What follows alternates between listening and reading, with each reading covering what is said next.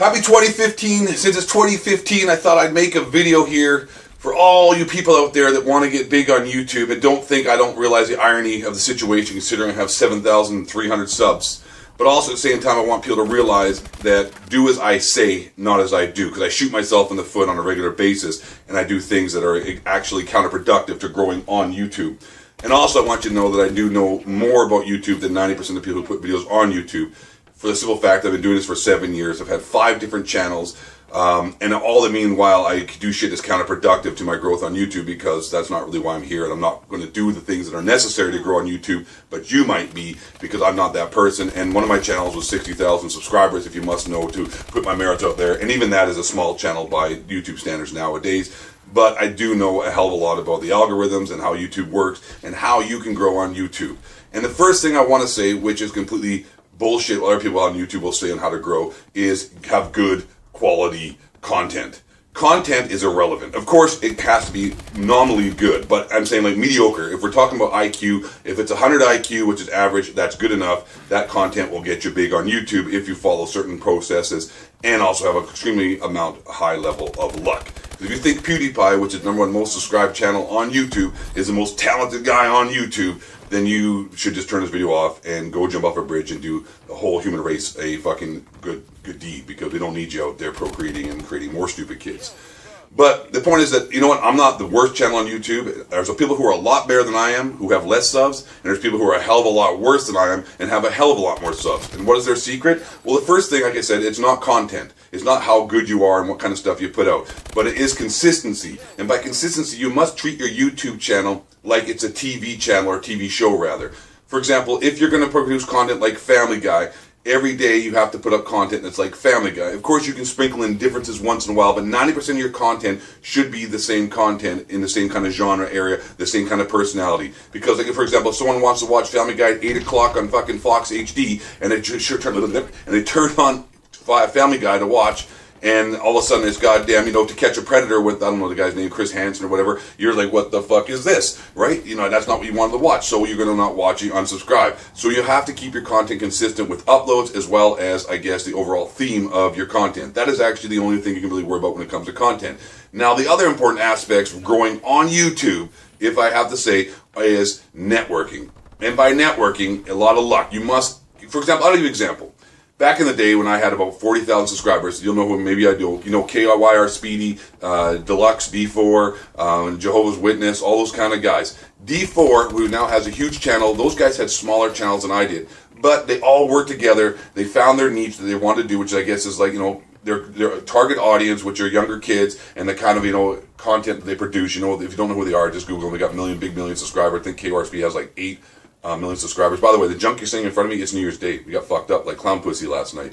So, they work together, networking. So you have to network with other people. See, me though, I don't network with people. I shoot myself in the foot. The one time I did network, I gained like 20,000 subscribers, went from 40 to 60 within about 4 months. But you have to be a fake person. Myself, I have to be fake. 'Cause I really don't like people, for the mass majority of people I don't like, and that is double time here on YouTube. Most of the people on the internet, YouTube and Twitter, and do YouTube videos, I despise them and I don't like most of them, so that's pretty much why I'm like the black sheep. No one really wants to touch me. They realize I don't like you, and that's whatever, on a random tangent. So networking, being fake. If you don't like people and you want to be fake, that's cool. That's going to get you big on YouTube. So being a sociopath, I guess, is a hidden tip that you're going to want to do. You're going to have to network your ass off.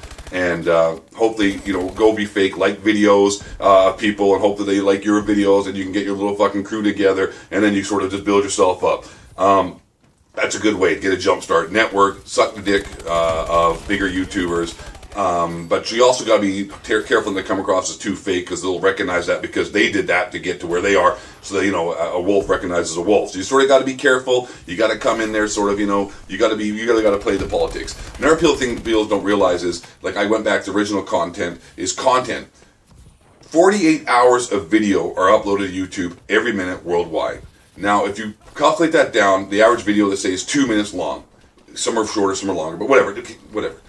Semantics. Average video is 2 minutes long. That is 1,400 or 1,000, roughly 1,400 videos every minute, 24 hours a day are uploaded to YouTube.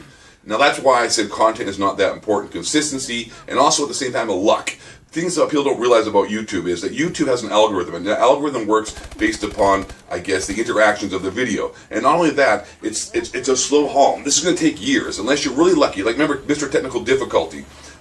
He's another guy who was a smaller channel than I was at the time and wanted to network with me at the same time. And look where he is now. He's had like 2 different channels. One was like, I don't know, like 5 million, 4 million subscribers to get on our channel. He found a niche as well. He started doing Chatterbait, but he started off doing Call of Duty commentaries and doing pranks and whatnot. But then I guess he fell into the Chatterbait, or not Chatterbait, but Chat Roulette, or what the fuck that thing's called, Meagle, and trolling, and worked his personality, and he maintained that content. And I don't know. That's Nancy, by the way. I picked her up downtown. She was she's a New Year's Eve hooker, and yeah, I still haven't paid you yet. But don't worry, I got your money on the dresser. You don't pay a hooker for sex. You pay him to leave when you're done. Yeah. So where was I talking about? Content. We already covered content, networking, and luck. Like, people think there's some secret thing about thumbnails, doing this, doing that. But at the end of the day, like I said, to reiterate my points, content's not important. As long as you're mediocre at the worst, and you can be really great at the same time, it doesn't necessarily mean you're going to get big on YouTube. It's also luck. It's algorithms. That's what it is. Algorithms. So YouTube also unlocks levels. For example, Boogie2988 is a good example of the algorithms of YouTube. Essentially, levels are unlocked. When he got to 1 million subscribers, it took him years to get to 1 million subscribers, and he worked hard. He did a lot of videos. Actually, it took him a lot of work to get to 100,000 subscribers. And once you start, there's a snowball effect. As your channel gets bigger, YouTube unlocks you as far as being, getting, I guess, what's the word looking for? Exposure. So all this is about is getting exposure. If you can get a bigger channel, the bigger channel gets, the more YouTube unlocks levels of exposure for search engine, because YouTube is like a search engine. And when he got to 1 million subscribers, which took years, it took him like, I don't know, a few months to go from 1 million to 2 million. Because once you hit a million, once you hit a million subscribers, I guess another level of exposure was unlocked, and it pushed him up even really high into the YouTube exposure level, where his channel would come up as recommended channels, and he gained a shitload of subscribers that way. And he went within maybe like half a year. It took him like 4 or 5 years to get to 1 million subscribers, and once you hit 1 million, it took him like less than half a year to get to 2 million subscribers. And that is just the point I'm trying to get to, and you can use that as well in smaller channels. It'll take you so long to get to 10,000, and then 20,000, and 30, and 50. When you get to 100, it starts to go and go and go, and unless you're unlucky and your channel gets glitched out like mine did before. Blame Truth had the same situation. Their channels went to shit. Like Thunder 402 Thunder is a perfect example of that. He was always around 100 and something thousand subscribers. He has not changed his content at all. It's the same thing. His content is middle of the road. It's nothing special. He doesn't have anything super extravagant. He does, not putting his content down. But it's just like anyone else's. In fact, it's probably worse. It puts less effort into his videos. He just does commentaries. Doesn't do vlogs. Doesn't do anything like anything that would be creative. It's just regular commentary, gameplay commentaries that were done 5 years ago. And now he's pushing 600,000 subscribers, because once he got to a certain level, maybe 250, YouTube unlocked his exposure level, and he just kept rolling and rolling and rolling. So long story short, how to get big on YouTube? 1, just be consistent with your content. And also, at the end of the day, this shit I'm telling you may not lead to anything, but you may still be stuck at 100 subscribers 10 years from now, because it's just the way it is. At the end of the day, it also is 190% luck. You just gotta be lucky and fall into a certain area and just, get that exposure, get a few breaks here and there. But these things can mitigate the problems of success. That was a total fucked up sentence.